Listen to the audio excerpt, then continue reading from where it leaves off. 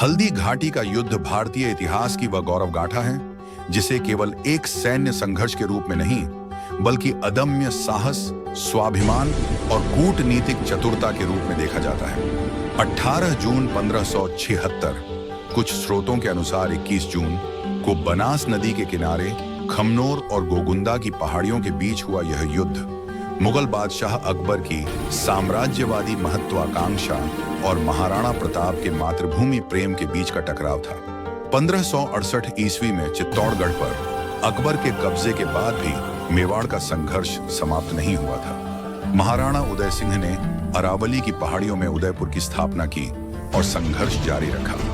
1572 में महाराणा प्रताप के राज्याभिषेक के बाद अकबर ने उन्हें अधीनता स्वीकार करने के लिए 4 दूत जलाल खान, माना सिंह, भगवान दास और टोडरमल भेजे, लेकिन प्रताप ने संधि करने से मना कर दिया। इस इनकार ने अकबर को युद्ध के लिए विवश कर दिया। अकबर ने मानसिंह को मुख्य सेनापति बनाया, जो किसी गैर मुस्लिम के लिए मुगल सेना का नेतृत्व करने का पहला स्वतंत्र अवसर था। दोनों सेनाओं का संगठन और व्यूह रचना, हल्दी घाटी का भूगोल इस युद्ध का सबसे बड़ा नायक था। प्रताप जानते थे कि मैदानी इलाकों में मुगलों की विशाल सेना और तोपखाने का मुकाबला करना कठिन है, इसलिए उन्होंने छापामार पद्धति और पहाड़ी मोर्चेबंदी को चुना। प्रताप की सेना छोटी थी, लेकिन वे अपनी जमीन के चप्पे चप्पे से वाकिफ थे। हरावल का नेतृत्व हकीम खान सूर कर रहे थे। उनके साथ कृष्णदास चुंडावत और ग्वालियर के राजा रामशाह तोमर थे। मध्य भाग में स्वयं महाराणा प्रताप अपने प्रसिद्ध घोड़े चेतक पर सवार थे। राणा पूंजा के नेतृत्व में भील सैनिक पहाड़ियों की चोटियों पर तैनात थे, जो गोफन और तीरों से हमला करने में माहिर थे। मुगल सेना विशाल थी और इसका नेतृत्व मानसिंह कर रहे थे और उनके साथ थे आसफ खान और सैयद हासिम। मुगलों के पास तोपखाना और प्रशिक्षित ऊंट सवार थे, लेकिन पहाड़ियों के कारण वे इनका पूर्ण उपयोग नहीं कर पा रहे थे। जैसे ही मुगल सेना हल्दी घाटी के तंग दर्रे में घुसी, मेवाड़ की हरावल टुकड़ी ने उन पर बिजली की गति से हमला किया। हकीम खान सूर और रामशाह तोमर के नेतृत्व में राजपूतों ने ऐसा भीषण आक्रमण किया कि मुगल सेना के पैर उखड़ गए।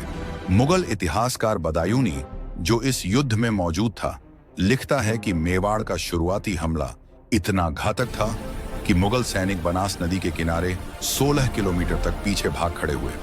मुगलों के खेमे में भगदड़ मच गई थी। जब मुगल सेना पीछे हट रही थी, तब उनके एक रिजर्व सैनिक मेहतर खान ने ढोल बजाते हुए शोर मचा दिया कि बादशाह अकबर खुद एक विशाल सेना लेकर युद्ध के मैदान में आ रहे हैं। अकबर के आने की झूठी खबर ने भागती हुई मुगल सेना में फिर से प्राण फूंक दिए।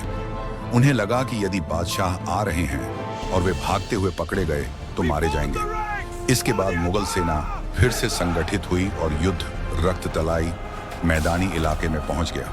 हल्दी घाटी के युद्ध में हाथियों ने भी महत्वपूर्ण भूमिका निभाई। मेवाड़ की ओर से लूणा और राम प्रसाद जैसे शक्तिशाली हाथी थे, जिन्होंने मुगल सेना में तबाही मचा दी। मुगलों ने इनके मुकाबले गजमुक्ता और गजराज को उतारा। राम प्रसाद हाथी इतना वीर था कि उसने कई मुगल हाथियों को पस्त कर दिया, लेकिन अंततः महावत के मारे जाने के बाद उसे मुगलों ने बंदी बना लिया। अकबर ने बाद में इसका नाम पीर प्रसाद रख दिया था। युद्ध के सबसे रोमांचक क्षण में महाराणा प्रताप ने मानसिंह को देख लिया। उन्होंने चेतक को इशारा किया और चेतक भीड़ को चीरते हुए मानसिंह के हाथी मर्दाना के पास जा पहुंचा। चेतक ने अपने दोनों पैर हाथी के मस्तक पर टिका दिए। प्रताप ने अपने भाले से मानसिंह पर प्रहार किया। मानसिंह तो हौदे में छिप गया, लेकिन उसका महावत मारा गया। इसी समय हाथी की सूंड में बंधी विशैली तलवार से चेतक का एक पैर बुरी तरह कट गया। जब चेतक घायल हो गया और प्रताप चारों तरफ से मुगल सैनिकों से घिर गए, तब सादड़ी के झाला मान ने स्थिति को भांपा।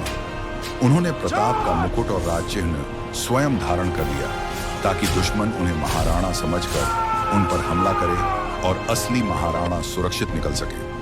प्रताप भारी मन से युद्ध क्षेत्र से बाहर निकले। झालाबीदा ने अंत समय तक लड़ते हुए वीरगति प्राप्त की। उनका यह बलिदान मेवाड़ के इतिहास में अमर हो गया।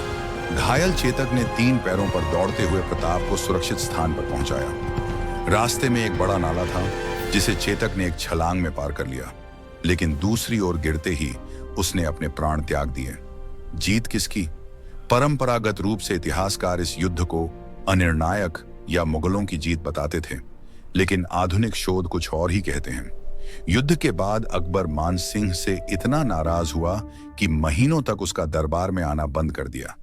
यह इस बात का प्रमाण है कि अकबर इस जीत से संतुष्ट नहीं था। युद्ध के बाद भी मेवाड़ के कई गांवों में महाराणा प्रताप के नाम के पट्टे और सिक्के चलते रहे, जो उनकी सत्ता के बने रहने का प्रतीक है।